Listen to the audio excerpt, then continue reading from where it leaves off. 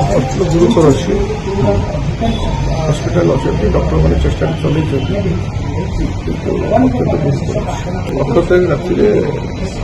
ତାଙ୍କର saturation salt ହେଲା oxygen କମିଗଲା ପରେ 3ଟା ରାତିରେ ଆମେ ନେଇଗଲୁ କ୍ୟାପିଟାଲ ହସ୍ପିଟାଲ ତ ସେଠି ଗୋଟେ ଷ୍ଟ୍ରୋକ୍ ଆସିଲା ପରେ ଆମେ ତାଙ୍କୁ କିମ୍ସ ହସ୍ପିଟାଲ ନେଇକି ଗଲୁ କିମ୍ସରେ ସିପିଆର୍ଟା ଦେଲା ପରେ ପୁଣି ହାର୍ଟଟା ପୁଣି ଆଉଥରେ ରିଭାଇଭ୍ କଲା ହାର୍ଟ ଆଉଥରେ ଚାଲିଲା କିନ୍ତୁ ସେତେବେଳେ ବ୍ରେନ୍ର ଅନେକ କିଛି ପାର୍ଟ କ୍ଷତିଗ୍ରସ୍ତ ହୋଇଯାଇଥିଲା ତାପରଠୁ ଡକ୍ଟର ଇତିମଧ୍ୟ ଚେଷ୍ଟା କରି କରି ଆସୁଥିଲେ କିନ୍ତୁ ଅତ୍ୟନ୍ତ ଏବେ ବି ଚାଲିଛି ଚେଷ୍ଟା ଚାଲିଛି ତାଙ୍କ ସାଙ୍ଗରେ ନାଇଁ ନାଇଁ ନାଇଁ ଲାଷ୍ଟ 18 ତାରିଖ କଥାବାର୍ତ୍ତା ହେଇଥିଲୁ ସବୁ କରିଥିଲୁ ରାତିରେ ବି କଥା ହେଇଥିଲେ ଖାଇଲେ ପିଇଲେ ସବୁ କଲେ ଡାକ୍ତର ଲାଗିଛନ୍ତି ବ୍ରେନ୍ର ବହୁତ ଡ୍ୟାମେଜ୍ ହେଇଛି ବ୍ରେନ୍ଟା ରିଭାଇଭ୍ କରିବା କଷ୍ଟ ମୋତେ ଲାଗୁଛି ଦେଖିବା